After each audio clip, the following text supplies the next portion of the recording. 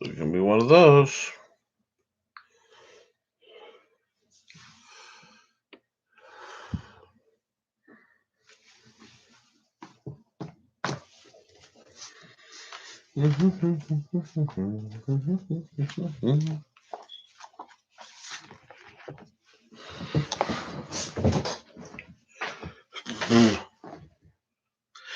Hi, folks. Nick Tuckert here with the Historical Fencing Guild. Sorry for that 38-second or so error delay. We were fighting just a little bit of technical difficulties here. Hi, Syndicate. Let's get through the opening. The Historical Fencing Guild is brought to you by the Simple Sword and the Fighting Axe, both available through Amazon at amazon.com/author/Nicholas Tuckert. Link in the description. We are also proud members of, don't you go falling out of my high-tech busted lucite sign. We're proud members of the Rising Tide Broadcast Network, folks. Rising Tide lifts all ships, and all these wonderful folks are making wonderful content to make your day better and make their lives more profitable. Well, folks, hi, we got two folks in the lobby, one chatting. Hi, Cindy. We have a lot to talk about. I apologize for being slightly late. We have had some issues. I had to go back into the doctor because my ear infection took a bit of a turn. So I may be speaking a bit louder than usual. I'm functionally deaf right now. I have probably 25% or less of my hearing. This will probably be cleared up as, the meds work.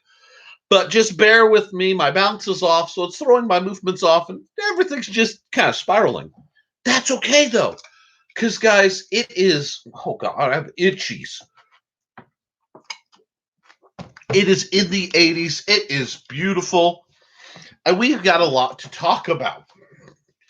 So, part of what we want to talk about is there aren't many sales. I haven't seen anything really pop up on Purple Heart Armory that's new, warranting extra discussion. I do have this lovely beast. And this does bring up some interesting points that we will get into a little bit later. But we're going to step back because many of you are fans of one of the larger YouTube channels, a guy by the name of Shadversity, in which Shad Brooks, greetings, I'm Shad, talks about what he's into and occasionally I do response videos. Well, he was annoyed at nunchucks with good reason, and he mentioned the glory of stick. Now, I find this really, really fascinating because for years, as pretty much a card-carrying cleric, wow, boom, I shake the camera with my fury. Card-carrying cleric, oh, and I'm already getting messages, cool. And I have to have my pings way high to hear if anybody's messaging me, and that is not something I need to worry about. No, I'm not talking about that on my show, but thank you for trying. All right. This is actually put out by Cold Steel, and it's basically a polypropylene rattan knockoff. So it has, let me see if I can get the light angle, because getting the light angle in here for delicate stuff. Do you see this really interesting grip? Now, it is shaped like bamboo or rattan. Rattan being a bamboo-like plant, but it has a solid core. Any SCA heavy fighter or anyone who's known them, who's seen the sticks their swords are made out of, that's rattan. Well, this is actually a knockoff, and it's sold. It's made of polypropylene, so you can expect the same durability. I've scuffed one chunk of it because I actually was using it as an emergency cane, so I put a foot on it. These are great trainer sticks. I'd love to see them come out. Yes, see, that's the beautiful thing about rattan. It goes squish when it gets old, and as it dries, it gets a bit lighter. If you use wood versus rattan, if you use wood, when it wears out, it compresses the fibers, and then it breaks in a splintery mess. It isn't very safe, and it has a lot of potential damage, especially when something that's been treated as not sharp suddenly becomes sharp. We have issues. Rattan doesn't do that. The fibers break down and it becomes mushy and limp. There are jokes to be made there, but not for this show, perhaps later.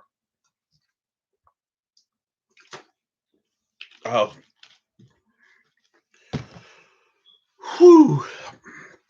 This, however, is made out of the same basic stuff as this actually might be Santoprene.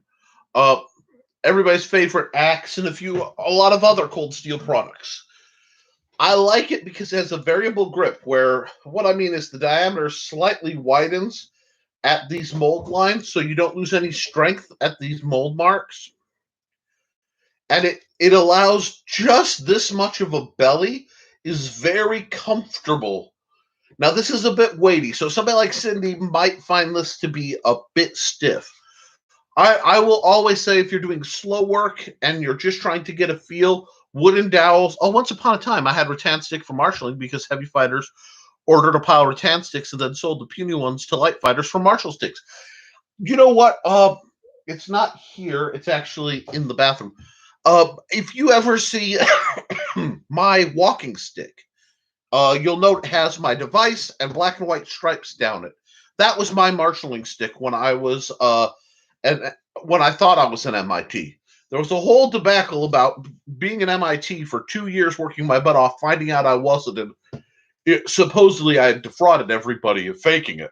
Because yes, I'm going to tell you something. If there's one thing anybody wants to fake and pretend to do, it's be a light MIT. Let me stand in the rain while I'm guarding a hole in the middle of a woodland path and spiders this big are crawling across my booted feet. Yes, that would be something people want to do. Sorry, a little jaded, but we're going to move on. But yeah, you know what? I love Chicago door locks, okay? I think if you have a sliding door, everyone should have one. And Sydney, being the brilliant woman she is, she's been live on a lot of shows, and she's got her Kickstarter going. Yeah, it's a Kickstarter. Sorry, it's crowdfunding, and people flip between Kickstarter and Indiegogo. But brings up a great point. So this is off topic, but you know one of my interests mildly is physical security. I like looking into physical security. I just find it interesting. I like locks. I like deterrent. I'm so sorry. Let me explain. I'll explain in a second. The meds I'm taking for this are affecting my sinuses, and I had a trip to the hospital. Not for me this time. I actually got my son vaccinated.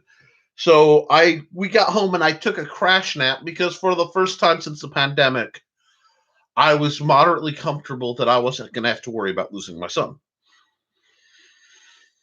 Anybody who doesn't get that, enjoy not getting that. Anybody who does will understand.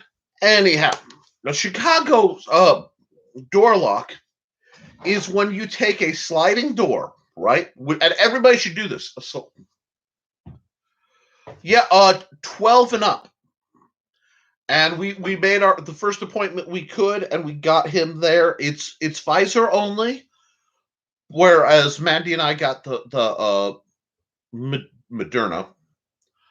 But we saw no side effects from him, which means we've kept him clean. Knock on plastic that stays up for the next time, and hopefully sometime mid-July we'll be able to do some more socializing. If it interferes with my 4th of July plans, I'm okay with that because, as I've said from the beginning of this, it ain't worth dying over. And if that offends people, I'm okay with that too. People, as I tell people, you have the right to be wrong, but not the right to change my behavior. Okay, anyhow, a sliding door slides in a track, and if you close and lock a door, they are kind of easy to defeat. And I'm not talking about breaking the glass, which, yeah, that's too.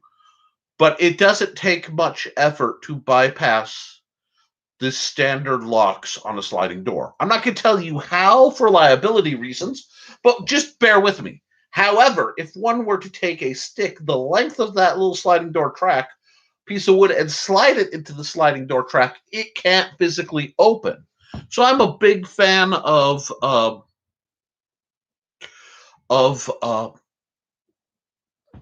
the sliding, because it's a security thing. And really, we should look into that. Security is always a good idea. Plus, it gives you an excuse to have a stick approximately this length in the same place at all times. It's fairly easy to get to. Yeah, but that's what we use. Joe Bachman says that's what Trey. Hi guys. Got the 5G chip isn't working right though. If you're experiencing technical difficulties with your 5G portion, just open go. It's a little tricky. You have to find a landline phone, okay? Because you don't want to go through the corporate analysis. You want to go straight to governmental. So go to a landline phone, pick it up. You'll hear something called a busy signal, a boo, that little noise. Wait a couple seconds, and then say 404 error. That will tell your resident surveillance officer that your injected nanoprobes aren't working quite right, and they will send a specialist to mist you in your sleep. It's a painless and basically ignorable procedure where you'll just feel better about everything a little while later. Oh, and only have the faint whiff of chloroform in the air. Anyhow, that's brought to you by the Night Vale Town Council. Anyhow, but getting back to stick. Now, I have for years said the cane, the stick, the Joe staff in certain circles is one of my favorite tools. It is one of my favorite trainers. It's one of my favorite things to understand how to make go. And it's in the works. I have to go through the cheap armoring book. I have to go through the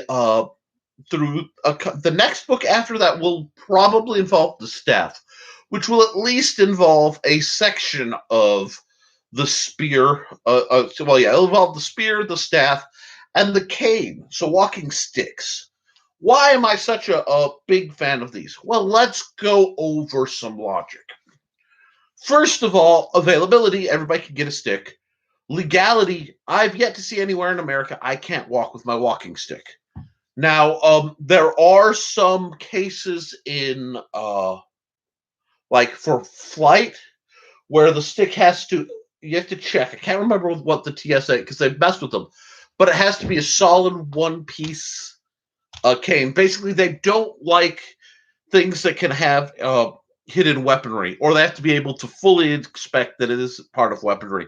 I think they're worried about you pulling a golden gun scenario, and I pulled my stick out and I used my cane and I put pieces into it and it becomes a machine gun or something, which is idiotic, but necessary because, well, that's the world we live in. I can't remember the model of the stick. It's a cold steel product. I will look it up, but I will look it up on a secondary system because I have found out that I cannot do anything outside of this window while broadcasting. Should I attempt to, it shuts down the broadcast and boots me out. Now, I don't know why it's doing that. It shouldn't do that, but at least I know the parameters. I'm treating it like it's a monster in any good horror movie. You learn the oh god, now it's going to glitch on me because I said that. You learn the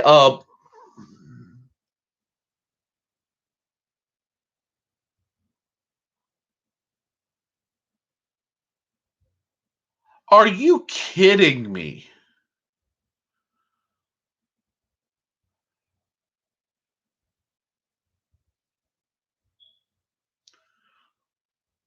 You know what? I know my next chunk of research. Pull out a piece of paper. Pull out a marker o' doom. Oh, well. Let me see. I don't want to use that marker o' doom. I want a brighter marker o' doom. Ha-ha! Cheap red marker o' doom.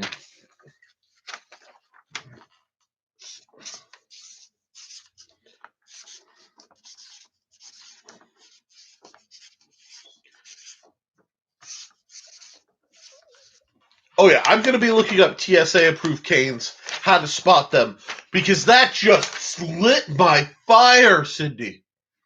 People have no idea how much that just infuriated me. Because for that, I nearly swore on my channel, and I very rarely do. I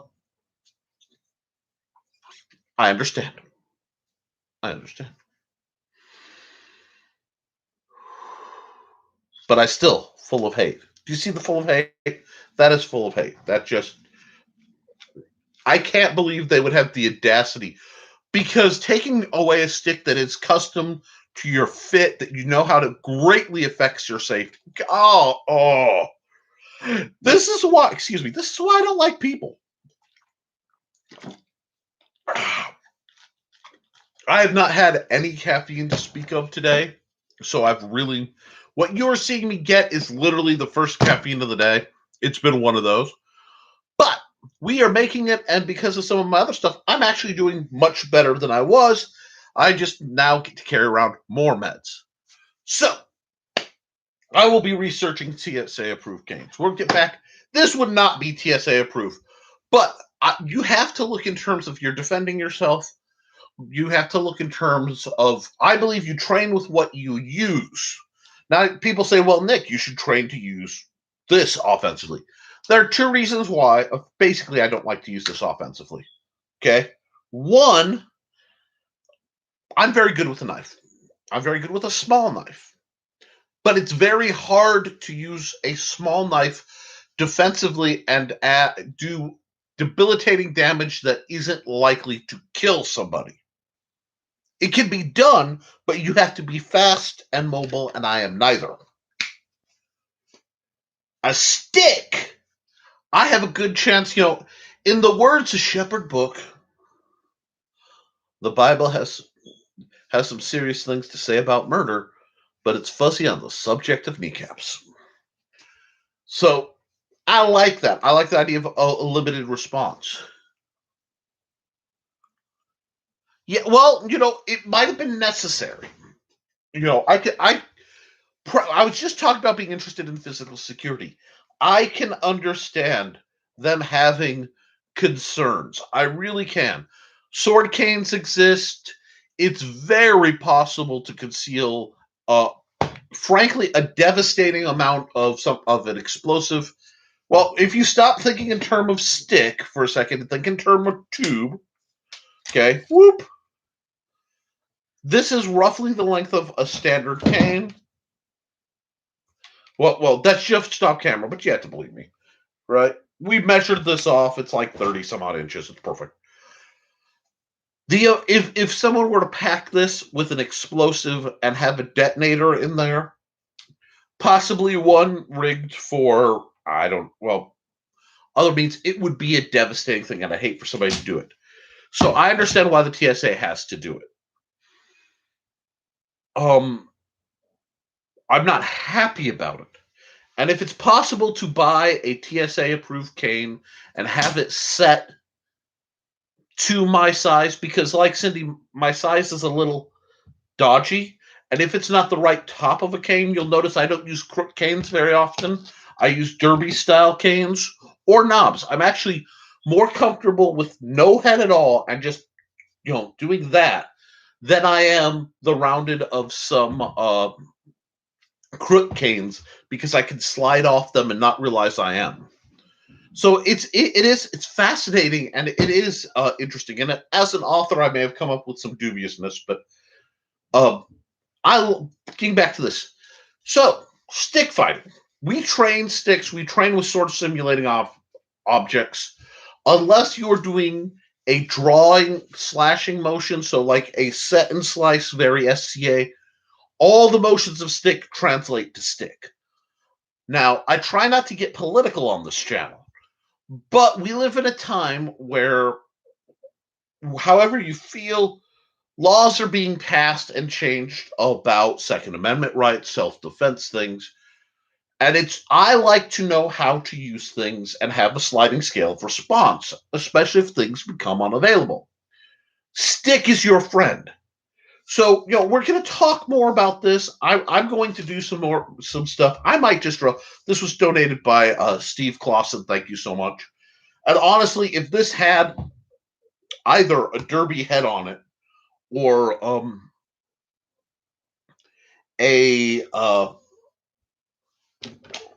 I don't know, another couple portions, it would be perfect. I love this thing.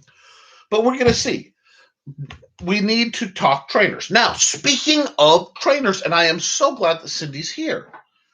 I did a live, I did, for the people who saw it, a lovely live unboxing of the 1.33 sword. I am sorely tempted to cut the wrapping off and see if it affects the grip, but it really shouldn't. And I do like that it has this thumb gap for my thumb. So we're going to see how this works. This material, this black material, is going to change polypropylene trainers, because this feels much more. These two are, while this is obviously still damaged because I lost my homemade pommel, I have to find it and then reattach it. These guys are very close in weight. This is still a bit lighter, but they're close.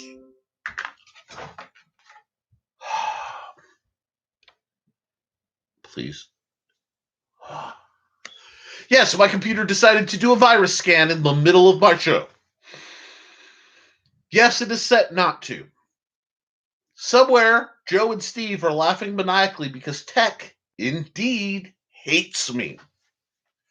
But what this is, comparatively, where did it go? I grabbed that for just this purpose. Oh, there it is. Nick, you didn't clear out the study like you said you would. No, I did not.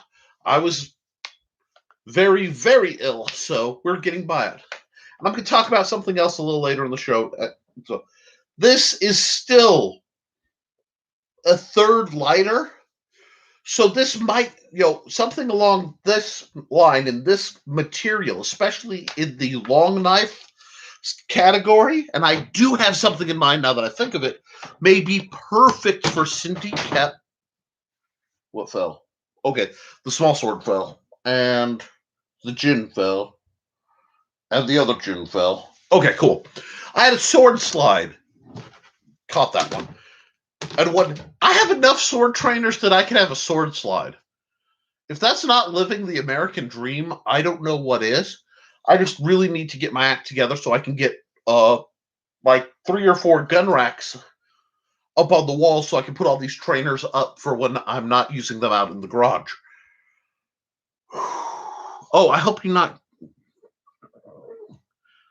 hope you get to not feeling puny sooner.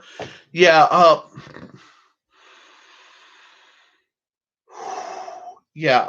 I got diagnosed with a couple things, and it's nothing major, but it's sort of the, hey, we're finding out why you can't do what you should do, and we're going to give you some meds, and then maybe the life changes we've been trying to get you to make will actually work. So we're going to see. Basically, I am diabetic, but not like insulin diabetic. So I'm on a different substance that is affecting, because it's sugar uptake. It's really weird. It's going to make me better, and I can feel better already, even though I've been sick as a dog with an extreme double ear. Well, not outer and outer and middle ear on the left side. So like my whole world still feels like I'm leaning. Let me get on camera. Yeah, like about that. So I just basically have to lie to myself constantly, like I'm standing on a boat, to be level. In a few more days, it should be okay. And then hopefully I can go swimming, which would really be good for body and soul. Anyhow, this stuff is light. Now, our good friend Christian Dorst just released the picture of the file, and I love when he does this on Purple Heart Armory. And I said there was nothing new, and then my brain kicked in. It is 90 degrees outside, and we only have one window air conditioner installed right now because I've been too sick to help. So I'm a little like, whoo, it'll take me a second to get going, but that's okay. So I'm going to see if I can bring it up on my old picture-in-picture while I talk at you. Now, guys, when you look at Purple Heart, please follow the redirect link in my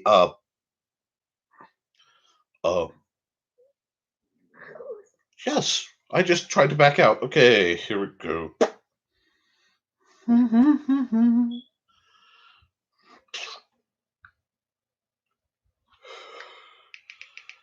Let me see if I can find this. Yes. Nope. Aha. Now, I love when I get to see the... Can I make it big enough to show up on the camera? Okay, I'm going to try and see if I can get the image, because it's super dark. But it's purple.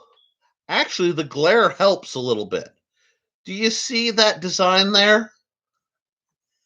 That's about a 12-inch blade, if I'm reading it right. I can't read. It's in millimeters because it's right. But it's a D-ring. It has the holes drilled. I wonder if you could order one without the wrap or with a narrower wrap. It's not in stock yet, but it's 18 inches overall, 12-inch blade. This, for somebody like Cindy Kep or those of us who are a bit smaller, would make a remarkable small sword. Not in the small fencing sword, but a small sword, like a hanger or a cutlass, a cutto, for those of you who like that enunciation. And I saw that, and right now it's got a placeholder price of $29.50. I don't know if that's what it's going to be, but for a short weapon with a guard like that, that might not be a bad price. I just have to see. And it looks like it's going to be out of this black material, which means it would be light. They also probably would pair well.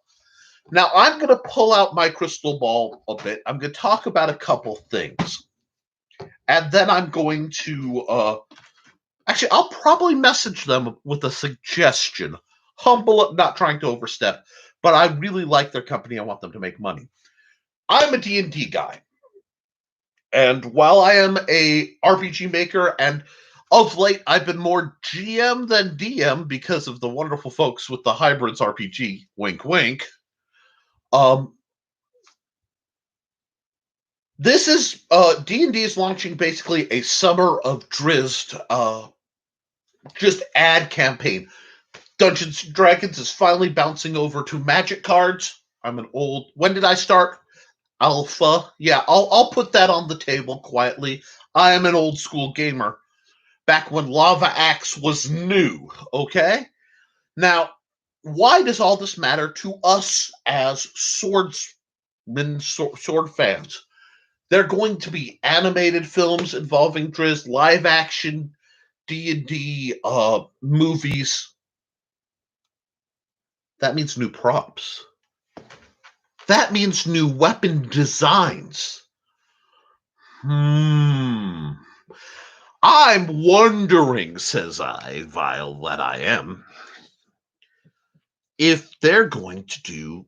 Because our good friends at Purple Heart and other companies, like the Ibogu folks who made my lovely short Wakizashi over here, that for me is a katana and is basically a historical length katana because, yay. They tend to make bootlegs. So, I'm going to wager come fall at the latest, there's going to be a new line of sword trainers based on the fantasy weapons of the Forgotten Realms. That means Twinkle and Icing Death for Drizzt. That means Karen's Claw. And that vampiric dagger of Artemis Interi. And Lord knows the fun they'll put for Jaraxle.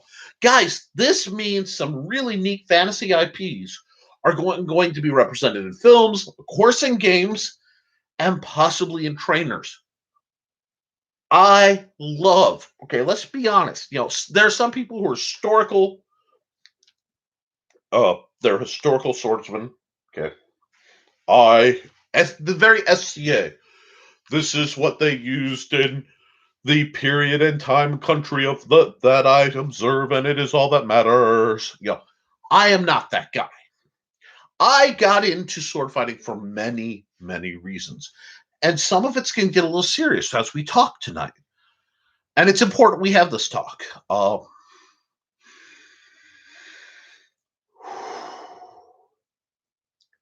Part of why I got into D&D and a great many other things, got into a great many other things, got into fencing, was stuff like D&D. Because I realized I wanted to be able to do as much as my character of what my characters can do as possible. I wanted to fence like not just like Zorro, but like Drizzt. And yeah, they're different styles. Why can't I learn both? And I love Drizzt. Drizzt was the quintessential stuff. Zakniafine, I liked a little bit better. And anybody who knows who I'm talking about is laughing because my first big, one of my first big dudes was Zakniafine Dordan, a sword master. He was teaching his son how to sword fight. Brilliant. Love it. And of course, he's a doomed character because any character I like ends up getting, like, they will be impaled. Like, it's a given. Go down the line. Artie, Warehouse 13, impaled. Wash, Giles, it didn't kill him, but he got stabbed. There's something about a certain class of character getting a knife, and it does bug me enough. I get tempted sometimes just to walk around with a breastplate and backplate at all times. I'm not going to be that guy, but it gets tempting. Anyway, so we need to watch for that. And that's why I got in. I wanted.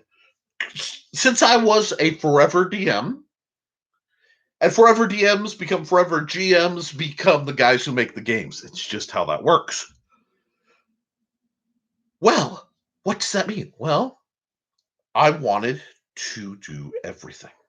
So, when you are a forever DM GM, you end up playing support characters because very often straightforward characters are almost boring, at least to me.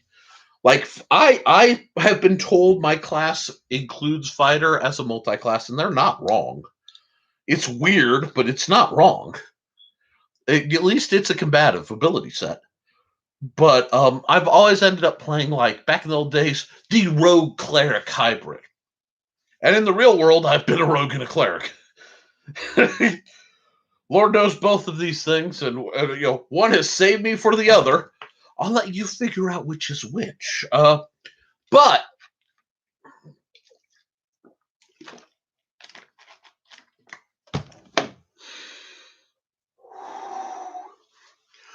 with all that, it empowered me. It gave me a dream, and then it gave me to now. I'm approaching 40, and I am a swordsman, and I'm a sword master, and I have certain roguish abilities.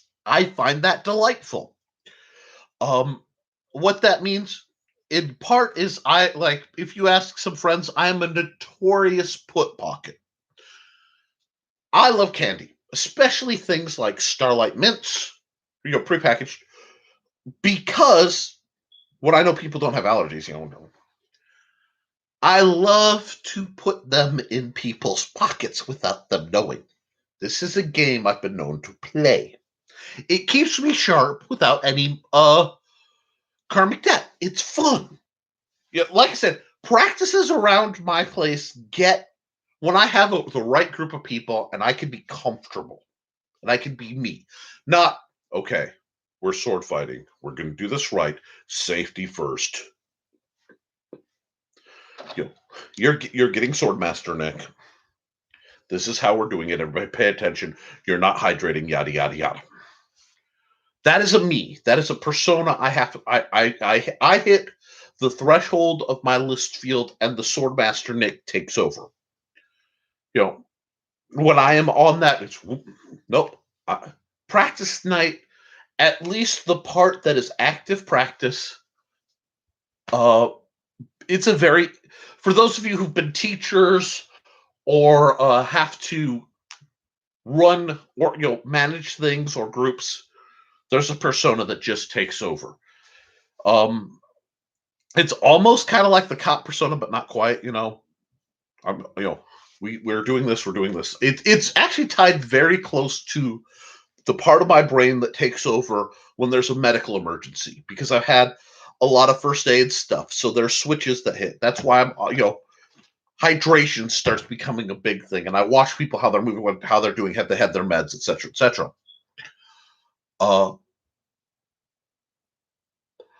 But let me check something. Teacher mode code switch. Thank you, Cindy, not only for your input, because it is teacher mode, but letting me know that my comments had it locked up. Okay. I love, once that's established and I know everyone I'm working with both is safe enough to play and is of the right mentality, then we can kind of play a bit. We can have fun. And fun is in part everybody carrying around a rubber dagger as a backup. And put pocketing, and there's a fire, and we're telling ghost stories, and this is the after practice fun part that I love. But to get there, we got to put in our drilling and our fighting and get everybody going, because that's all great things in life have to be earned. But getting back to it, I want to talk about it. I'm rewinding because yesterday is the 20th of May. The 20th of May is the one day of the year, with extremely rare exception, I'm not online. I don't comment. I back off as much as I can handle to be backed off. I don't answer the phone much. It is an anniversary, some bad things that have happened to me. It also happens to be the birthday of my friend Benjamin. Benjamin Starkey, who was a dear friend, and part of the reason I was able to get into tabletop gaming, wargaming, so well, and certainly what got my launch through Arcticon, recently passed. So it's a hard, numbing thing, because he died before he turned 40. So this was going to be his 40th birthday, and my 40th is at the end of summer.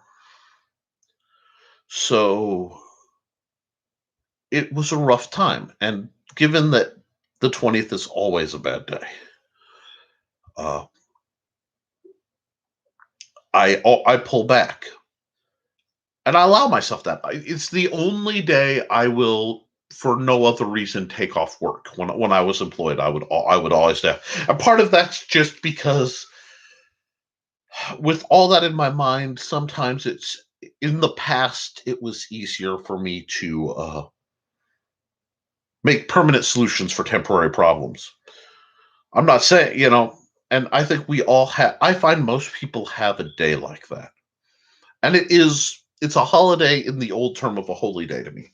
It's where I sit and I contemplate. And part of what I contemplate is what I'm doing with my life, why I'm doing it, what good I've done. And while that used to come from a very bad, very dark place, it's now, because I've been doing it so long, a reaffirmation. It is looking back and going, I am doing good. It may be a tiny bit of good, but a tiny bit of good is infinitely better than nothing, or worse, a negative. Look at modern life, and as I go through, and so the day after is always a little fuzzy for me, because it's sort of it's almost coming out of a long meditative period. And I look at what I'm doing, and I look at the people here, and I'm so proud of you, because the people who follow this, and right now, our numbers aren't as big as they have been, and that's okay. And when I open up practices, probably I'm looking at mid-July, because I will not attend family functions, and I will not have practices until my whole family is fully vaccinated. I will ask that people who attend be vaccinated, unless they have a genuine medical reason why they can't. And I'm doing that because I don't want to be a vector. That's been my standpoint from the get-go, and I don't want my kid to die. I don't want anybody to die. So there's a lot. But as we move forward, guys, we are coming out. And as we come out, not the way that sometimes gets used, unless that's what you're doing right now, then hey, accepting yourself is awesome. But as we're coming back out into the world, we get to choose how we engage the world. We've had sort of a soft reset here. Okay? A lot of people aren't in the same line of work anymore. A lot of people aren't in the same social circles simply because they didn't communicate. And if you look back and you realize, hey, that friend group I've been with forever, well, they aren't the most positive, and I haven't seen them in a long time, and I feel better about myself. I've been in that. Don't go back. Okay? If you're not comfortable in a situation, don't go back. we have to look at everything that we go through as one, even a negative, as having an opportunity at the end for learning or reevaluation or just redirection. So we want to redirect. Now,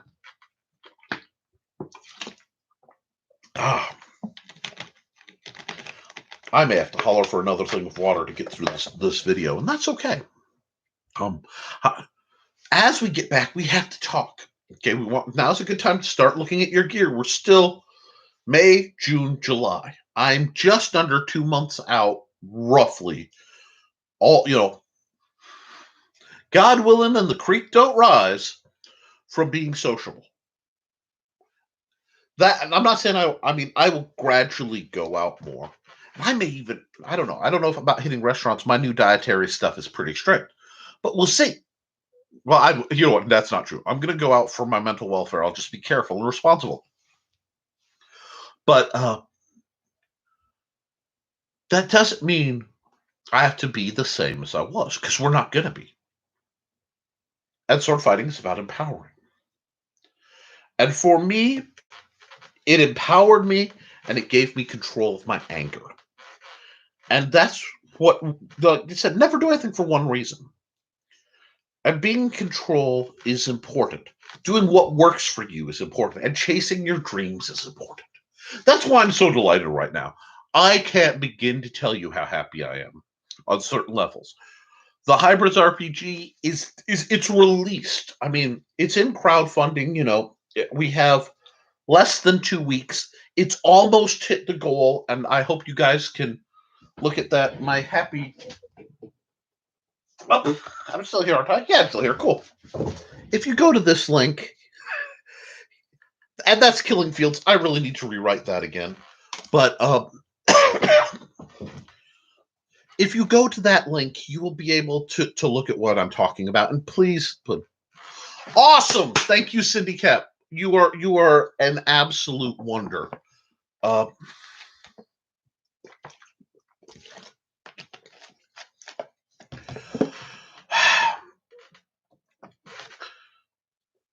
That could help, because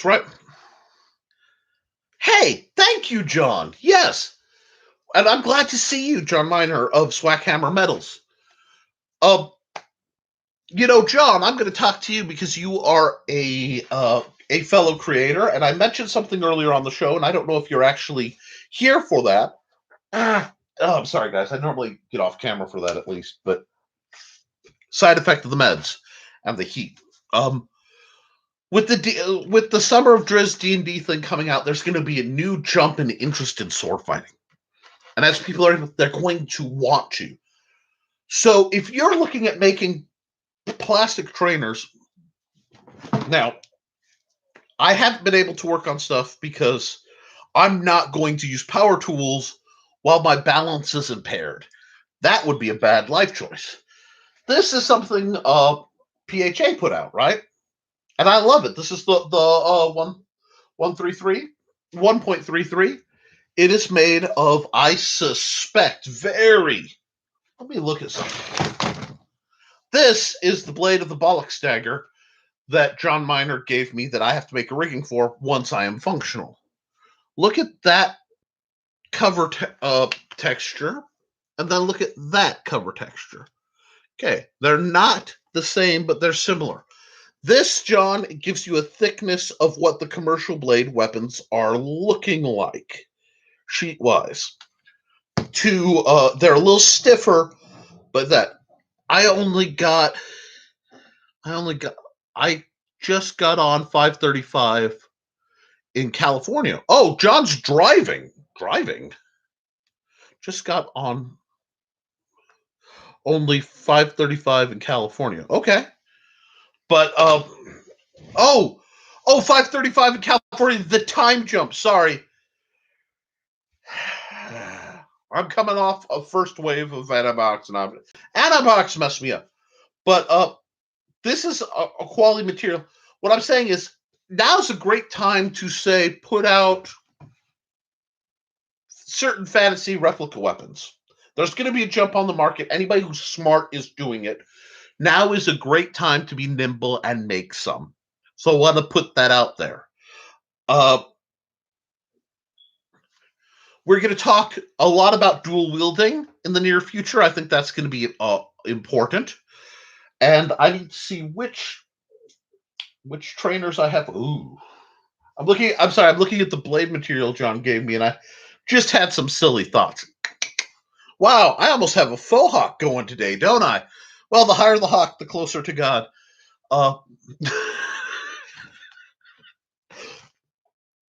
need to explain. Case of Rapier is one of my... Ask John. If you don't believe... John fights Case of Rapier, but they're like dual 45s. Or 50... It's not 53. Tell me you don't have a 53, John. I know you have 45s. I know that there's a 47 out there, and I know that Magnus fights with a 53. But, no, I can't do that. I'm live on air. Anyhow, I was going to take some gum, but I don't want to be chewing gum while I'm talking to you guys. It's the ear thing. I love dual weapon fighting. When I go to my... Yeah, you fight greatswords. And I really love fighting with my 30-inch saber and my 34-inch rapier, which is basically a Bilbao, because John got me hooked on those things, and now they're nearly impossible to find. But my man Drizzt started, and I love Drizzt. I love the Dark Elf Drizzt Orden. I loved his books. I loved his fighting style, but then something happened. Something terrible and dark and grisly and perfect for my mentality at the time. Artemis and Tyr hit the scene. Influences a lot. My man Gigante, it will always historical swordmaster. I love Musashi. Oh, wait, there's another dual wielder. And yeah, read the 5 rings, folks. Read the 5 rings. Like, you fight with 51s. Dang it, I thought so.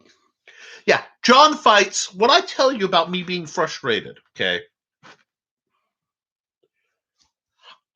John Miner, you 6'6", John? I think you're 6'6", aren't you? 6'4", 6'6", something like that. Not counting the heels on your boots, because you apparently need to be taller. And he fights with 51-inch rapiers. That's just the blade. I'm 5'8". I'm 5'8".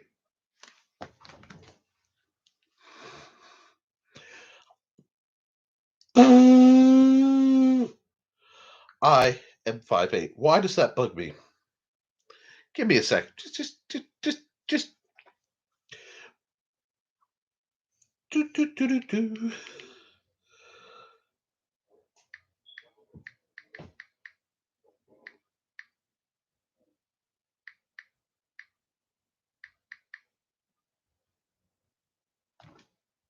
That's 68. I thought it was 68. It's 68. All this wonderful, sexy hobbitdom is 68 inches tall. That's 51 inches of blade.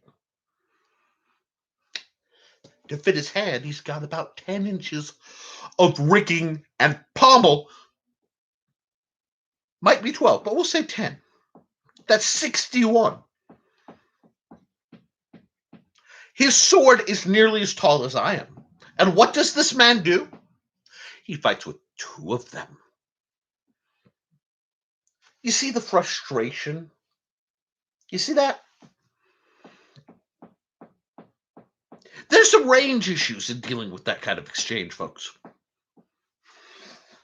Me, this is my dagger. It is nearly long enough to be, technically this could be considered a sword for me. It is a short sword. 18-inch blade, flexi dagger. No, for very little flex, very little forgiveness.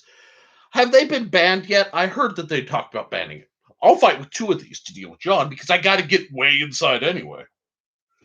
Or I'll use my ZWA wide blade with the rigging that John made me a rigging for my 36 that I took off and I put on that and I fell in absolute love. Oh my God, do I love that dagger. I put an extra guard on. Yeah, 88 inches. 88 inches, folks, of reach. That's annoying. But yes, John is a big guy, and I talk about that a lot on my show. Because that was my regular sparring partner for a long, long, long time. Because his reach is long enough, because I have about a 36-inch arm, that many times he could put his hand flat. And if he positioned his body right, I could do this with a weapon and not touch him. Drives me bonkers.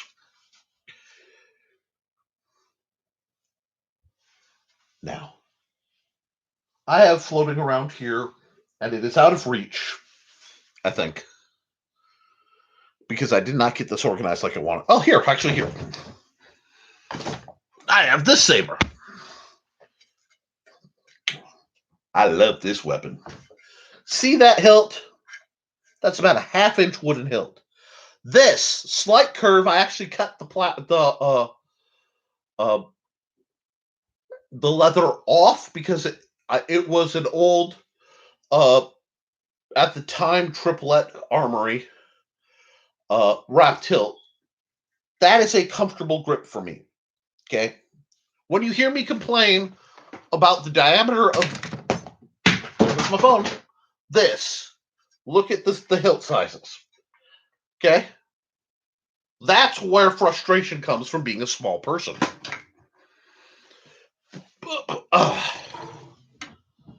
Anyhow,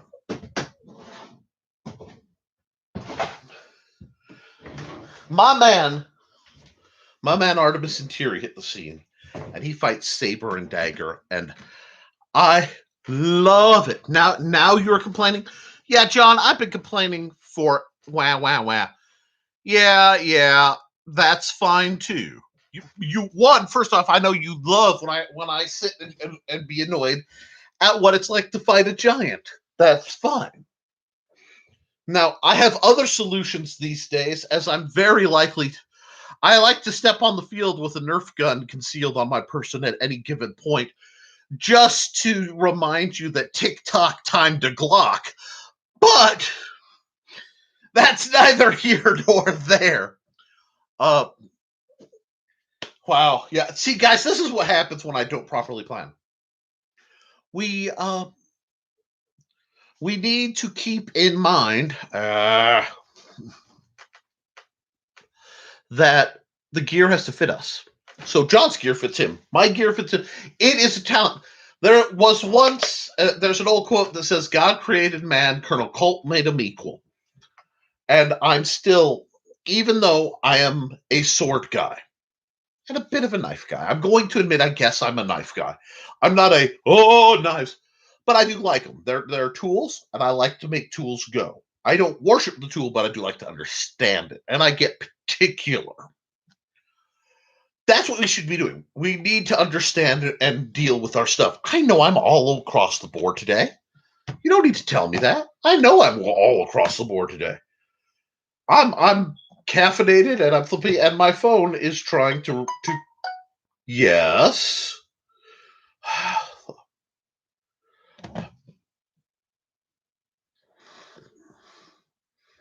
I have to hold on.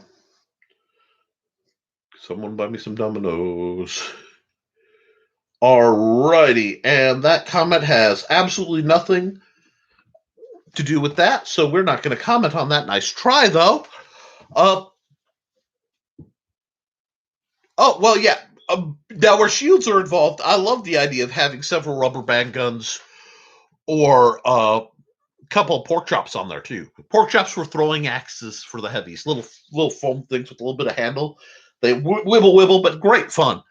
But yeah, I think his name's Ignatius. If you read a wonderful book called The Philosophical Strangler, please go out and look at that. John, if you haven't read that, you absolutely need to. Grey Boar is so far up your alley. But anyway, you got to know what you're about. And with getting all the way back in before we hit the end of the first hour and a bit of a commercial discussion break, ooh, we have to hit the understanding that fantasy is what brings swordsmen in. And I use swordsman as the same way I use fireman. There are female firemen, there are male firemen. There are gender neutral. Insert term for whatever all that is, and that's not me being disrespectful. That's me admitting some of my ignorance because the terms shift really fast. I understand the process, but sorry, my ear just popped a little bit. My point being, they're all people who suit up and run into the fire and fight it. Now, just like that, when I talk about swordsmen, anybody who armors up and wants to learn how to make something like this go is a swordsman. Now, sometimes I'll say sword ladies because I know people who prefer to be referred to that way. Some of them, it gets more complex when they're off the field. Doesn't matter. Mad props to anyone picking up the gear. But where do they come from? Okay? There aren't many people currently just using sword fighting as a combative. There are some who do. There are some who have learned it as a way to fight, to defend themselves. And I respect that. I admire that. There are some who come from a historical background where they want to be in touch with their heritage or the heritage of someone they respect, so they learn to fight. It's almost like it's a martial art, and there's a lot of reasons. Some people do it because it's a fun activity. And some people slap on elf ears and run around because they want to be their character. What's my goal? Ask yourself, what is that furry-faced, long-haired, leaping gnome with the glasses on his forehead? What am I up to? What am I doing? What is the short-horned satyr plotting today? I want anyone who wants to learn how to sword fight to be able to the best of their ability. Their ability. Not your ability, not his ability, not my ability. Their ability. I want them to find their fight. And how do we achieve this? By welcoming them in. So if you are in an organization and people, you're up to 68 inches. It depends which leg I'm using. Cindy, I teach using a 17-inch dagger. Yep. If my back is aligned, I'm 68 inches. We'll talk if I'm not. Anyhow. Oh, I get it. What am I up to? You're up to 68 inches. Bravo, Cindy. Sorry, I didn't shift the gears quite fast enough because I was in mid tirade. My point being, friends, colleagues, countrymen, and non, because we may be interactive. Gosh, she's got good win. Did not mix that as well as I thought I did. It's a little stronger at the bottom. That's what happens when I get enough to offset all that blood in my caffeine stream, folks. Whew, I forgot to shake that up. Okay. I swear that felt like it was just straight rush. I'm about including people. Do you know what's going to happen when people see the new Drizzt books and they see D&D sword fighting? I know what's going to happen. People are going to go, I want to do that. I want to learn to sword fight. Now, there are several organizations out there on a spectrum of objective quality of training. There's some that are highly dedicated to a specific historical background. We'll put something like the actual academies, like the Martinez Academy, HEMA, HEMA, we'll put it that way. And then you have the wide spectrum of the kind of training you can get in the SCA, depending on geographic region and political inclination, because that is a broad span, and interest. Heavy training is very different than light training. The styles are different, and the teaching style I have found is often very different. Not denigrating either, but simply observing that this is to be true. If I were honest, I trained originally as a fencer, but I fight much more like a heavy, and I've always been a nebulous in between. To some of the LARPs where there are advanced systems where they still train and spar, to some of the LARPs where they're so magic heavy, you know, they're throwing beanbags, and, you know, it becomes the balance of skill versus game mechanics start to get whiffy. There's a whole spectrum. What's my goal in this? I don't care where you come from on this wonderful bow arc of learning how to swing a stick for fun and profit. I want to try to help you be better at it. And if that means taking some of the fun scenarios out of the LARPs, you know, some of the entertainment, or even the weapon design. If you feel safer using some of the padded weapons, have you seen some of the new boffers? Calling them boffers, the plastidip. I've done some on a commission basis. When my hands were working, I made a beautiful shield and boffer sword for a dear friend she commissioned, and it was one of my proudest creations, and it still stings that I had to let it go. I almost didn't want to. I loved it that much, but I learned a lot making it, and we're good to go. John saying study all systems that including heavy, throw out what you said. I sold a mace last week. You sold a mace last weekend. Wonderful. Cindy Cap, while we're on the topic of that, and please, Cindy, could you, I don't know if there's a section in your website for your amiguri, and I probably mispronounced it because right now it feels like slugs are crawling through my face. Infection, it happens. But put a link, not www.ckoepp.com. That's your base link. But if you can put a direct link to ordering that, I would love to see more people looking into that because it's just cool stuff. She makes amazing. She made my manatee, which I had planned to highlight, but right now it's on the couch with Xander, so he gets to use it. Okay, you have a web store. Yeah, go to her thing, and when you get a chance on the Historical Fencing Guild public, put it's custom. Cool. Get all the information to order to that, and set your prices so people know, because I am enamored and impressed with what you do. And you know, when I get a chance, I'll write up a message of possible things for you to research, because there's some, like I said, this is the time, folks, to get ahead of a new wave that I know about, because I've been a Drizzt fan for 25 years. And while I will say some of the earlier books I like better than newer books, that happens. It's a lot of it's when a book hits you in your development. That's fine. This for the agile, this is a good time.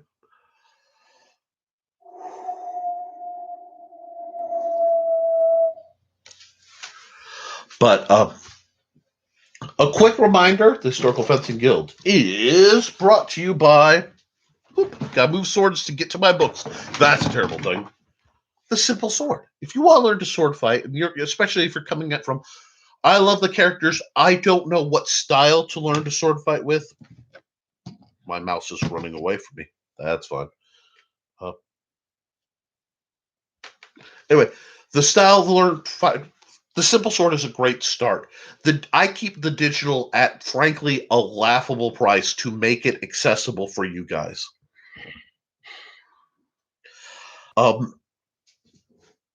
I can answer that question in just a second, Cindy, but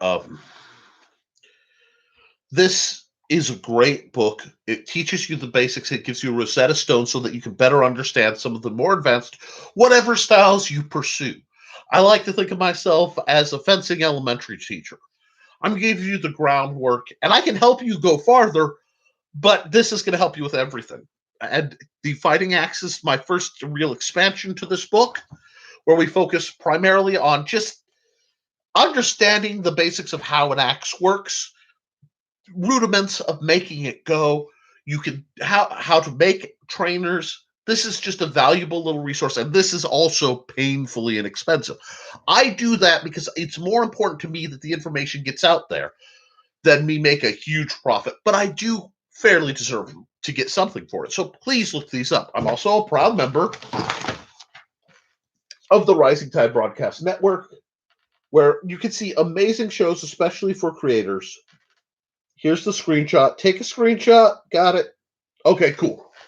Look up their shows. Now, getting back to my business at hand. It is vital that we not be judgmental of somebody's background. Either way, if they want to join and have fun. What do I mean? I have seen a lot of SCA folks. Cindy Kep says, add big stompy robots. Small arms is fun. She's talking about one of my novels that I wrote for the Big Stompy Robots universe. Well, novellas. I keep them short. They're fun, easy reads. Called Small Arms. Small Arms is a sci-fi noir, right guy in the wrong place scenario set in the Big Stompy Robots universe on the planet Praxis 5, where intrigue and mecha and no small amount of comedy and horror all come together around the actions of a merc on his day off. It really is a good read. Cindy's enjoying it. I hope you do too. All my books can be found at www.amazon.com/author/Nicholas Tucker. That's me. Also, look up Eyes to the Skies, which was my first novella set in the Big Stompy Robots universe, in which an old man from a forgotten world war has to deal with forces beyond your understanding. In a two-man bid for vengeance and redemption. It's fun. Spoiler, zombie mecha. And if that doesn't make you want to buy a book that's inexpensive, I don't know what to do for you folks. So thank you. And while we're here, if you like all this silliness, all what these wonderful people, and I'm gesturing at the side where my chat is, I don't know where it shows up for you, but if you wanted to support this and get in secrets, the ability to influence what I talk about, look up our Patreon at www.patreon.com/the historical fencing guild. Look for the boot. That's me, and $1 a month can help. Oh, John just finished making 3 dozen new arrows. Cool. So we're going to get back on topic for just a second. If you're part of an organization, many people that I know are ex-SCA or active SCA. Just because I'm no longer in the SCA does not mean I hold anything against the SCA. It's just to do what I do, I serve everybody. And I'm cool with that. If you can be cool with that, we're cool. If not, I wish you the best.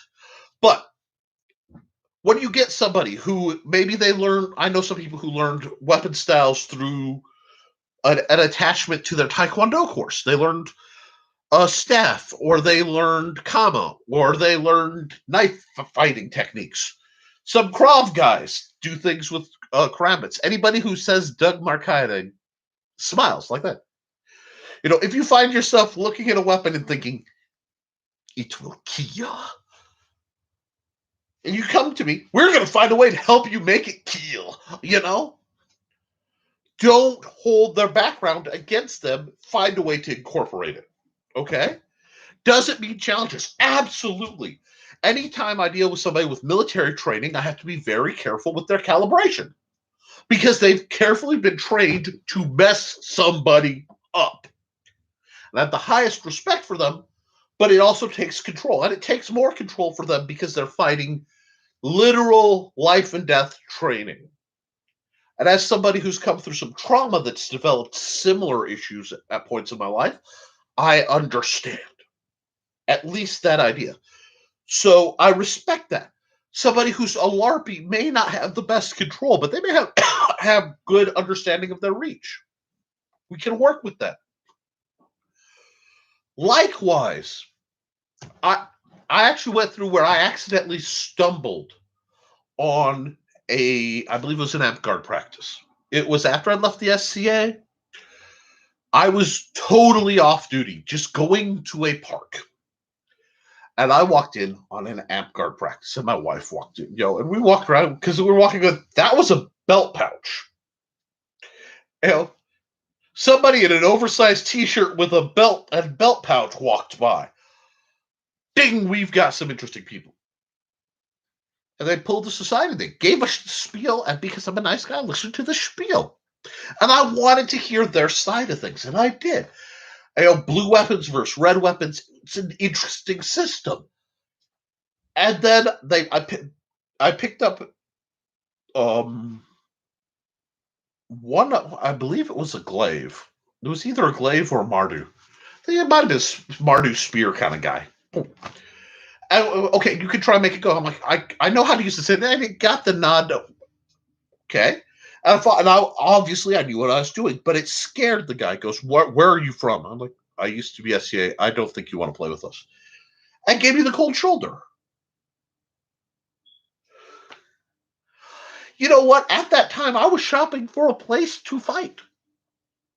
And while I understand backgrounds and stuff, I wouldn't have been a dick. I would have loved to play. That's what we need. We need to find organizations we can play with. But if somebody comes in, oh my God, if you bring in somebody,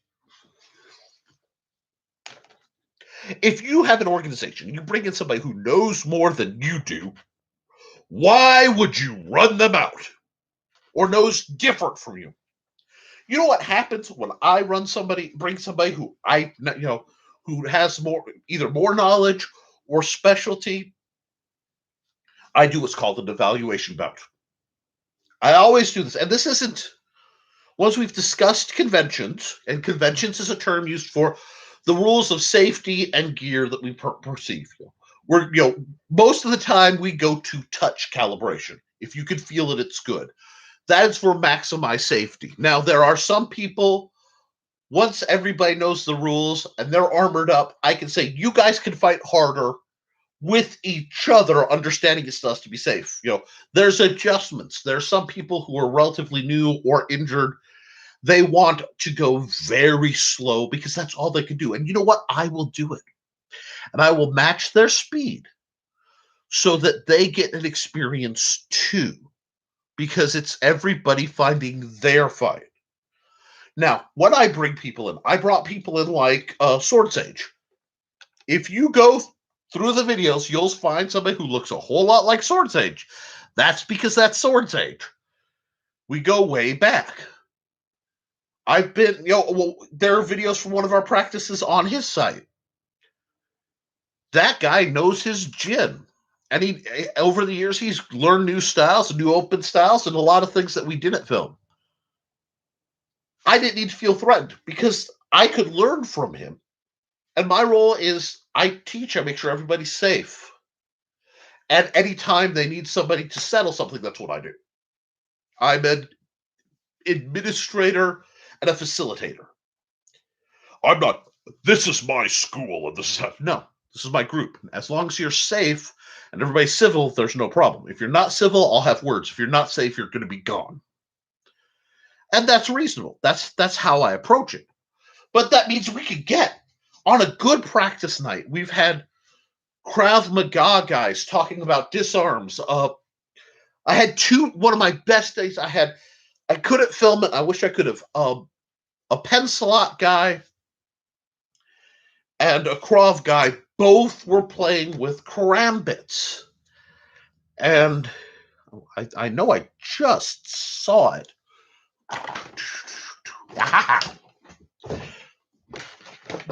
I don't know if Steve is watching, but I'm going to do this. The hello karambit.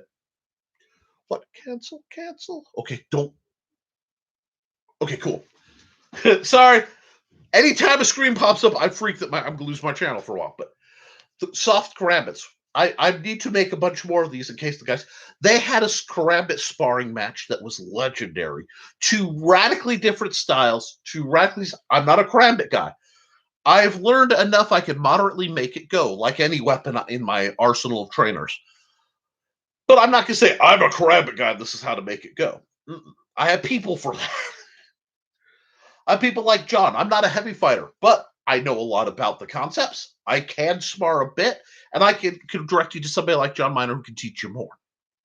And when he comes out, as long as things are safe and it's not contradictory, because sometimes people teach techniques that there are advanced techniques that you need to understand the basics before you can do. And it's not that you can't learn them, but you won't be set up to understand how to deploy them. And that's what makes it into a technique and not just a trick shot. But, in that, we're fine. I can take it and let somebody know. Now, I've had archery guys. I've had better thrown weapons guys. And that's what we do. This is a community. And that's what I want to build with my practices. That's what I want to build here. Input is so important. And you're important. I'm going to say this. I have to phrase this right because we are in a post-2020 world, and I have lost a lot of faith in some members of humanity.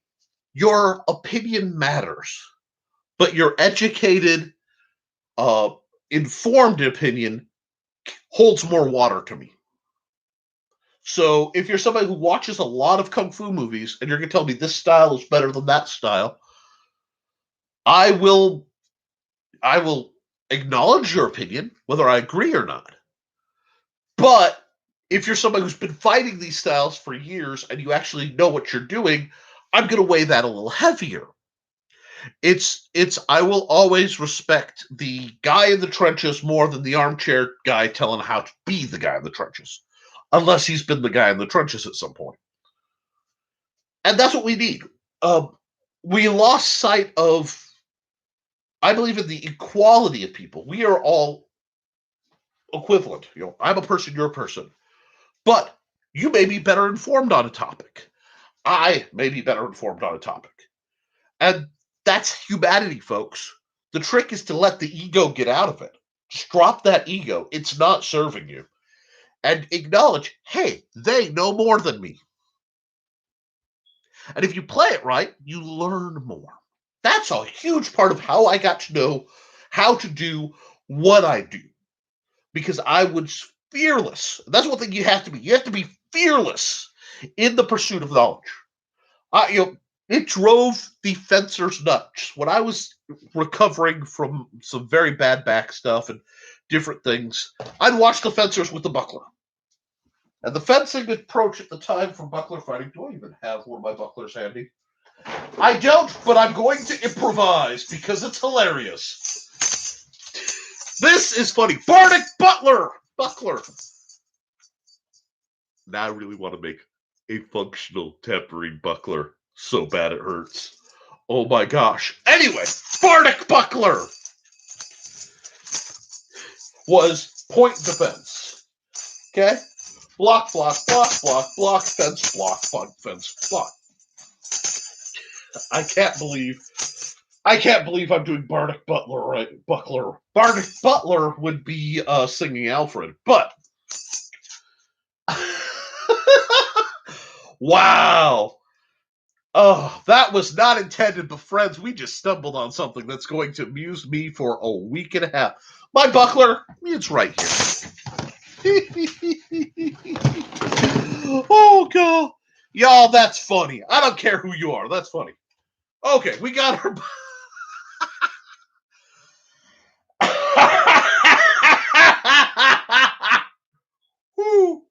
Oh, God. I almost laughed hard enough to blow out my stuffed up ear. Okay. So, buckler, point defense. Nope, nope, nope. And usually they didn't even tilt it.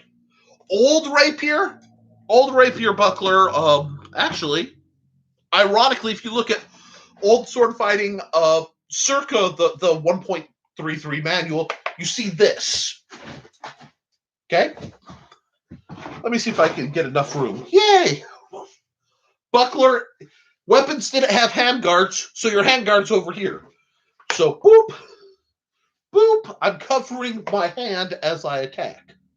It's also, coincidentally, closing the middle road.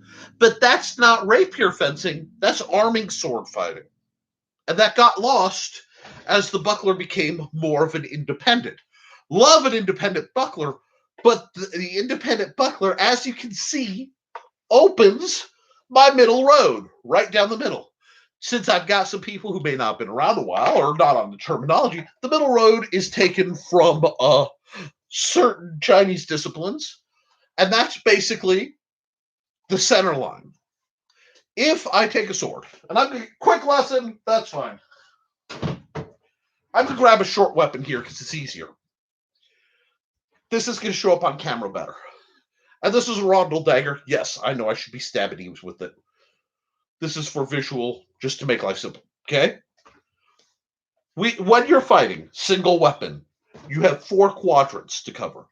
Now, this is on a highline version because of how I'm sitting. Let me see if I can pull it down just a little bit, get some of my lovely belly in there. So, high outside, low inside, and this is the angle, it's just off camera. High inside, low outside. Okay? That's a single weapon. This hand is at best holding a buckler.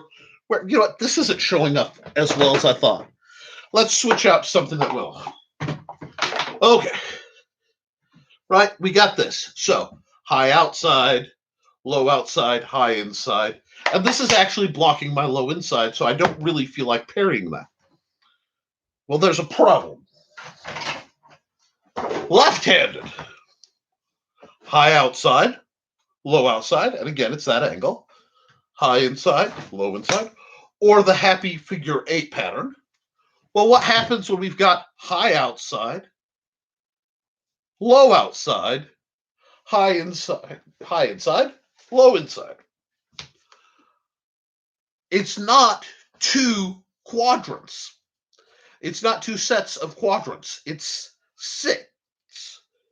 It's a 6-section block.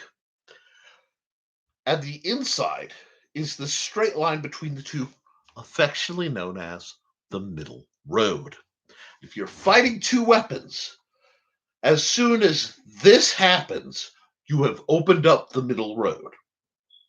Now, unintentionally, that's a good way to die. Intentionally, it's a good way to make a feint. It's faking an opening to invite an obvious attack so that you know what the bad guy's going to do.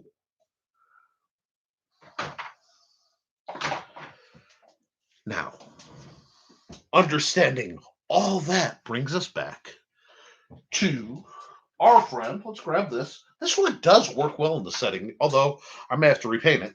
It's almost like my gear gets used. This closes up a lot of the middle road real fast. Now you'll see if I pull it too close, we have a cone of defense. What I mean by, you can't see me. Oh, you can see lots of me to stab. And that's what the traditional fencers like. Cone of defense, you don't need as much spot to block. But you take a heavy fighter, and they're going, yes, I was thinking the same thing. Our good buddy Jesse Tibbetts, rest in peace. He was notorious for opening up his middle road. Now, I watched the fencers fight with the bucklers like this. And there was a narrow alleyway, and then you had by narrow I mean about 5 foot, because they needed room in case a stick swung over so it would have crossed list fields. The heavies. Now, heavies had center bosses. And everyone would say, well, center boss is entirely different than a buckler. And I go, Well, it's got a stick in the middle, it's got a bowl on the end, and it's got a dish around the side. All of them look like they should be featuring in the Ed Wood movie. So, being me, I can't fight right now. Walked over, fight was breaking up. I literally put a little box on, stepped up, took my cane, went pop, pop, pop on the top of John's, I think it was John's helmet at the time, with a stick. Bam, bam, bam, bam. What? I pointed, how may it go? Gotta learn to speak heavy. And joking aside, some of the heavies, man, especially late into a practice, verbiage falls away. That's a joke, folks. That's a joke. Laugh. It's okay.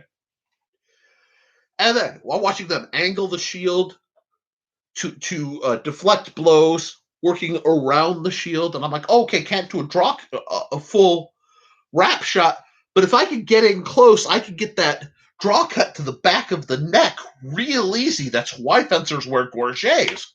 Huh! So I learned a bunch of shady, heavy stuff and converted it over. Cheese some of the fencers off. Well, you're fighting like a heavy. Am I breaking the rules? Well, no. But you're fighting like a heavy. I'm like, am I? Well, that shot could have been a wrap shot, but was it? Well, no. Then if it works, it's not hurting anyone. It's legal. Take the hit. Exactly. It was Torvald, make board go, me show. There was laughter and drink we go. And I drink Mountain Dew while they drank Tullamore Dew, and stories would be told later. And I learned, and that's where I learned a lot of my pivoting. I learned how to target around a shield, and I brought that over to the light field, to my approach there, and incorporated into my teaching. There is a bigger Targe version of this. And one of these days, I'm probably going to order it on principle. I do like my riot shield, though. The clear plastic riot shields, you'll find that they are getting cheaper again now that the civil unrest in America has settled down. That sounds terrible, but it's just basic economics. Right now, you can't.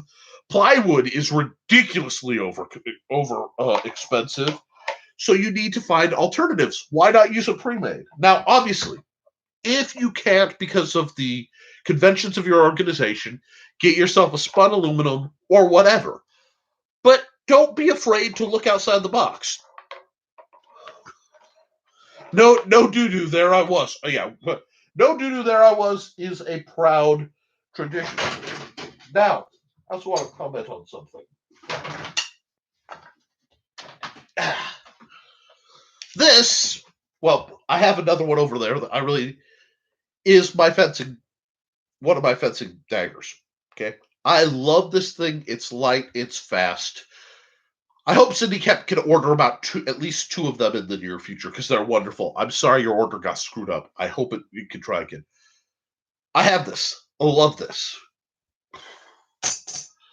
I was at Feast of the Hunter's Moon and I saw this. This is not an ornate version. It is not rusty. That is wax. That's the shipping wax from when it came over from India. This is not the highest quality. It has a single beveled edge. So it's got a triangular cross section and a single edge instead of a double like it should have. But I can make this go because I've spent years using the fencing versions. I like this. Why do I have this? Because it seems to me you should use the gear you train with. Does that sound familiar?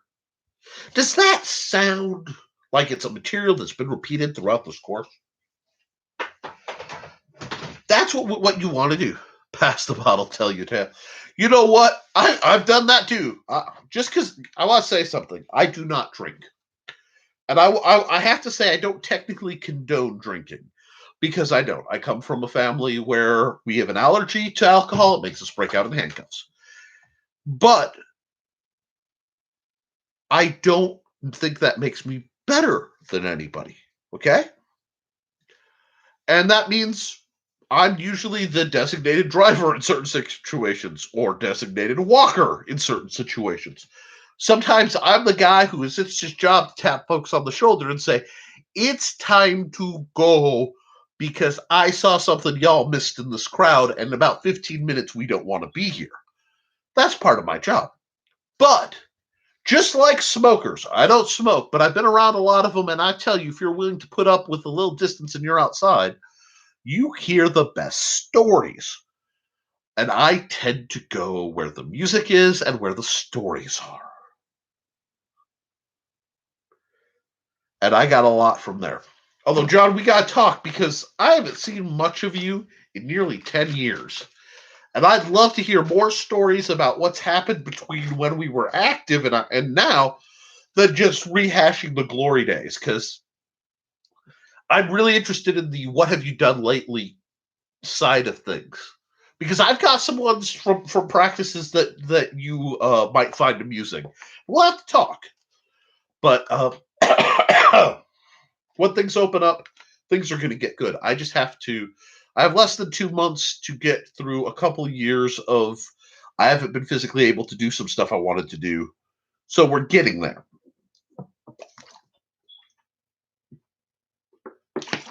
Kǎijié.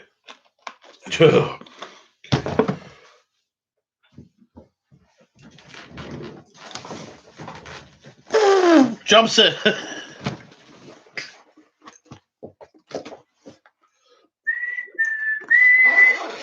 John said Jimbei at Odark30. I think I got one of them. The wrapping is starting to let go. I have to figure out how to stretch it back.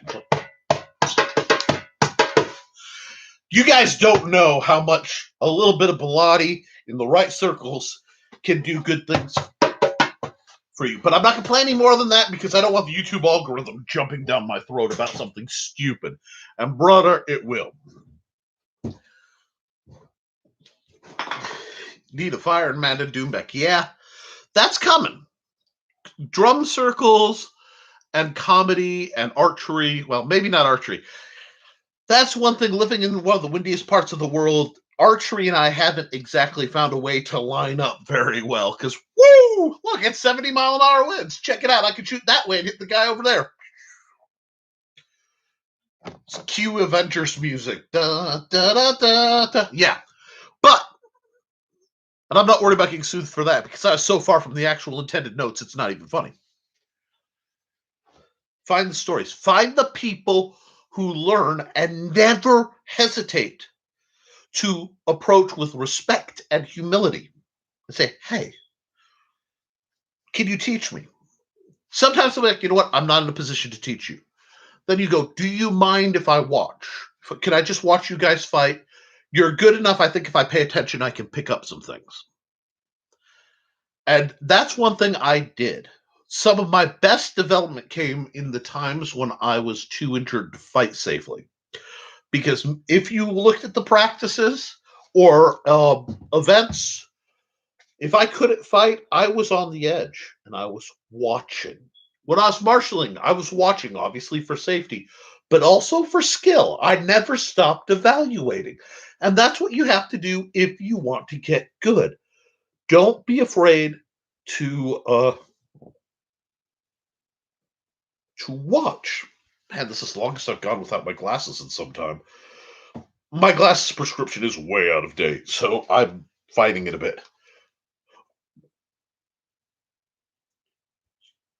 I want you guys, everybody who watches this, if you're part of a group, obviously other than this, and if you're watching this, like it or not, you're kind of part of it. You're part of my digital family. You're part of the digital guild. Okay? And I love you for it. Even if I don't know you, even if you watch this years from now, even if I'm deceased, whatever's going on, if you're watching this and learning and trying to be a better person, I want you to know deep in my heart, I actually love you. Because I figure if folks can hate people irrationally, I can love them irrationally. And look at this shirt. I am a person comfortable with being irrational. Now, if you're there are new people who are going to be coming into the experiences. People are going to come out of their house, and a lot of people who were forced to be homebodies are burnt out. They want something new. They want to socialize. They want to be active. And Western martial arts are a great background to do it. So please, anybody watching this, anybody you talk to, be an ambassador of the arts. Open your heart and mind to the folks who want to learn. And if you see somebody who knows more than you, please don't be afraid to ask them. Because whether you realize it or not, the vast majority of sword people are geeks. We are geeks about the sword. We are nerds about manuals. You know? The same mentality of a person who will follow every football game to learn their, the football players' percentages, and that have fantasy leagues. And the same mentality of the gamers who, like the WoW gamers, the World of Warcraft, to track their DPS and all that stuff. It's the same mental devotion for a lot of us, and some of them, I actually treat this like being an athlete, which sounds silly for somebody in my current physical condition, but bear with me. I watch my old tapes. If I see myself get beaten and I can't figure out from the perspective of having lived it, I love a video. I want to see how they beat me. Was it they were just faster than me? Because sometimes that's the case. And if I look at it, my form was right, and I was doing everything right, and they just were faster, that happens. But if I can figure out how they were better, I get better. And that's what I want you guys to do. Sometimes it's a gear thing. I couldn't do that. I couldn't get that block because I was taught the wrong block. To this day, I will tell everybody I was taught a hard Shotokan karate block in fencing. And I'm going to tell you what's wrong with this block. If you're used to that block, it locks you up. You can block a lot of times if it's this way. Boom. I can get that hard block, but I have to do a different adjustment. I either have to do a wrap shot or I have to pull down and out. This block that was because when I got my first set of techniques, I drilled it till it was part of me. So ingrained, these hard upper blocks, lower blocks, which I can't, actually kind of messes my elbow up to try to do it. That's why I don't like hard martial arts styles. If you do a simple wave action, so you just, no, it's extended. It's not inverse. This is great to have if the inverse, if you extend it, it's not fast enough converting into it, that's fine. But this, I'm opening. But as I'm opening, I'm freeing to do things. I'm not tangling myself in my own body. My body mechanics aren't working against me. I'm open. It's fluid. I am very much a guy who believes in fluidity as a key important ingredient to martial arts. It's better for your body because we are mostly fluid, and it's better for your style to be able to move and convert. My man Bruce said, "Be the water." Now, he was usually, a little bit of it was mental fluidity, but a lot of it was physical. Bam. Fluid. Go. And that's what we want. So, but let's take that further. Water accepts the container it's in. This is a fundamental mechanic of physics. It's a fundamental mechanic of logic. It's a fundamental mechanic of metaphysics if we get really far out and fuzzy, which I won't on this channel as a rule. At some point, that may be discussed, but I don't think that goes here. Let new people in as long as they're safe and civil.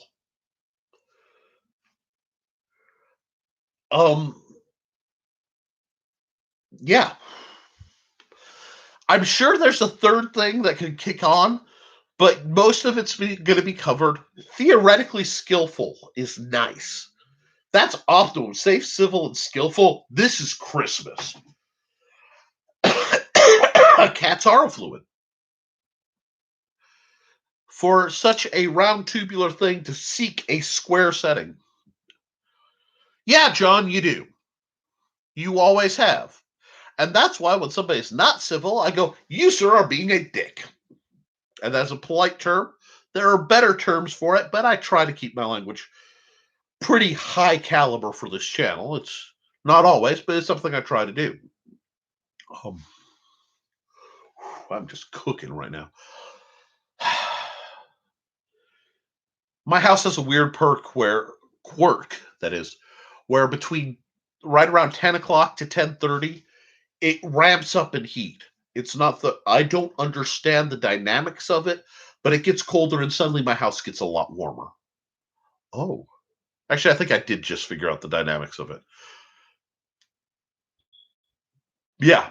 Okay, I think I actually did figure that out. But anyway, so around 10:30, the place just gets sweltering, and we're approaching 10 o'clock.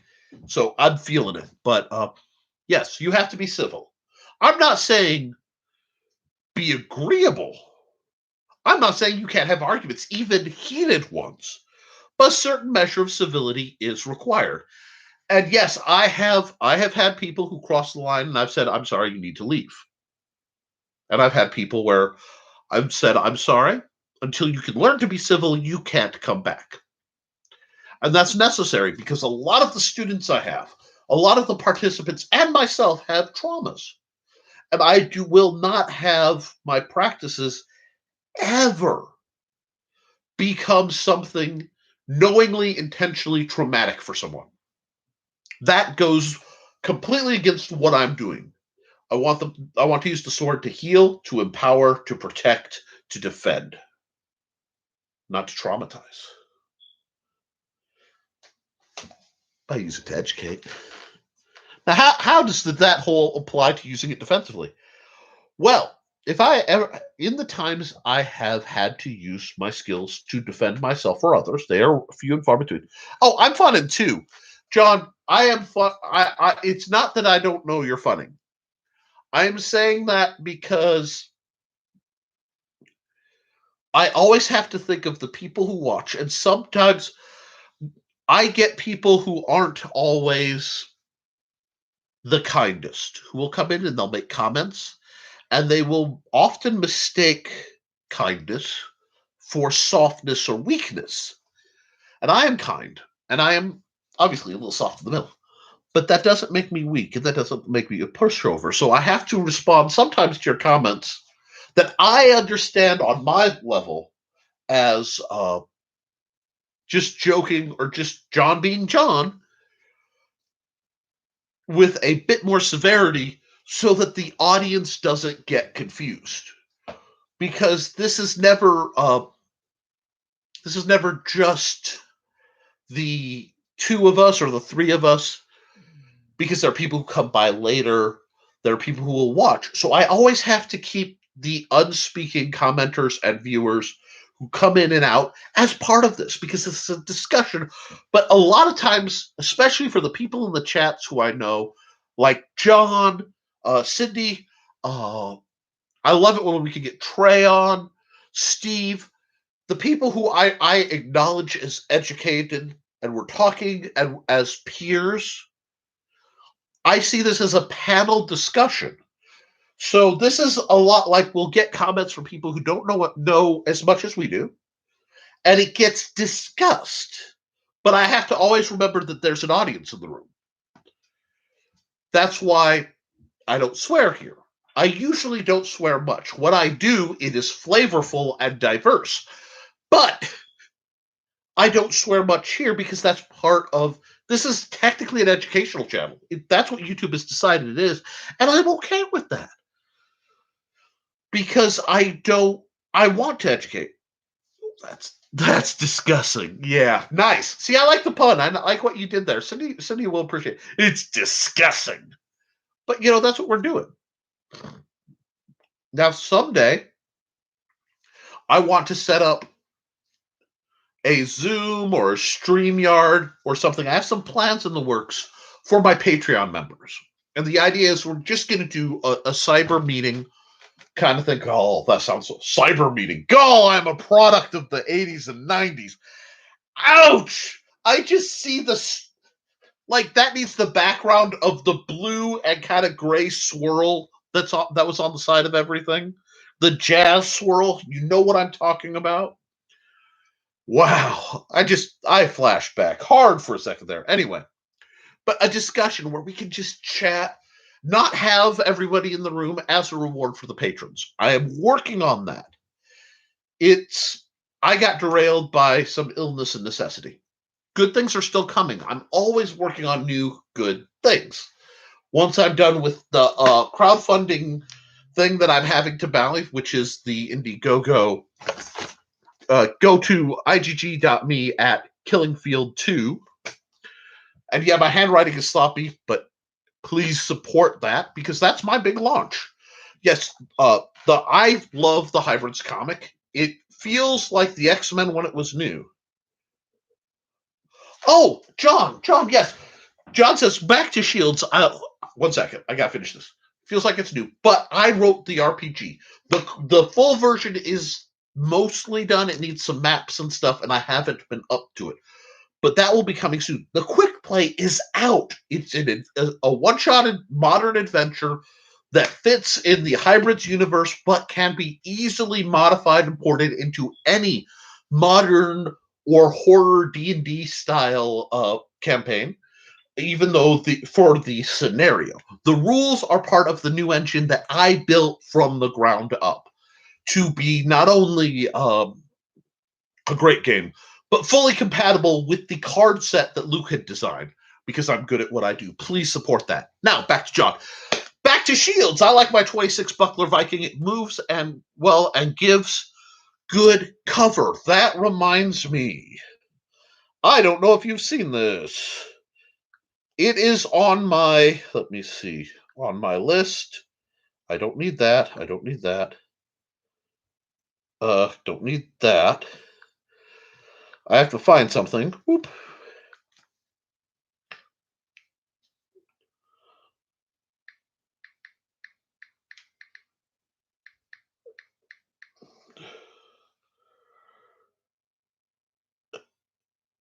It's 19-inch, so it's a bit small. Yes, Fallout Shelter. Yes, John, Fallout Shelter is a great campaign, but this is a 19-inch version of the buckler that I love, and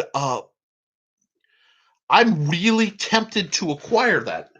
We'll have to see. I don't know if the price difference is worth the size difference, so we're going to see on that one. Yes. Of all the fencing I learned Cindy, anytime, and I'm going to announce, I will either, let me put it this way, Cindy. I don't know if I've done it in the past, but I can do it again. I can do a full video intro to Buckler. And it would be just it would be one of my my edited non-line videos. And I could throw that up here, assuming I'm physically up to it. And that's not whales in the distance, that's my stomach. But I can throw up a video and give you a walkthrough if you'd like. And I can put that as a secret link to the Patreon first, and then give you guys a month or two of playing with it before it comes out to people. But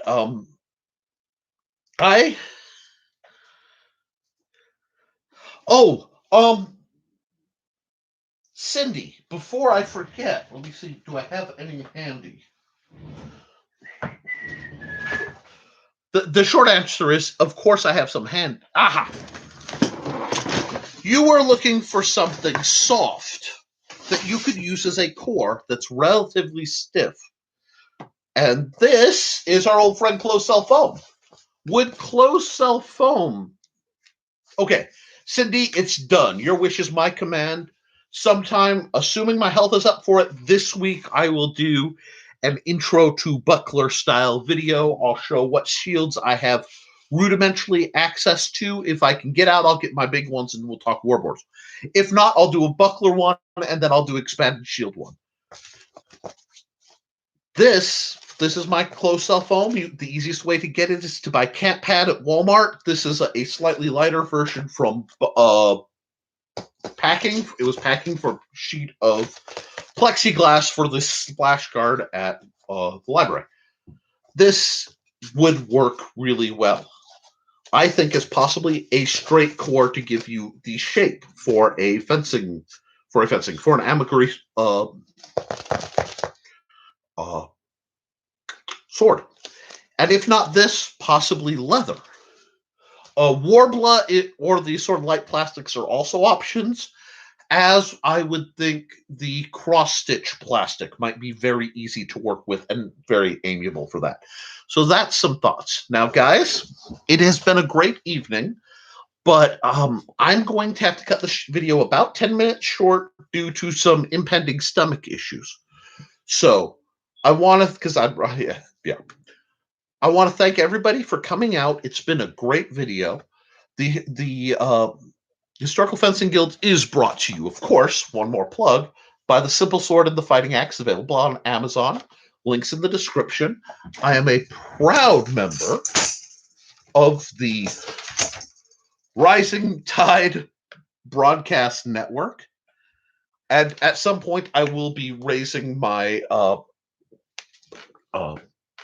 production quality in the near future.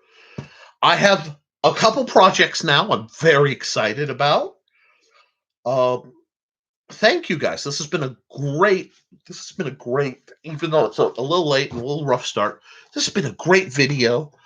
I will be doing some more since the weather is becoming manageable and my health is changing. I don't want to overshare, but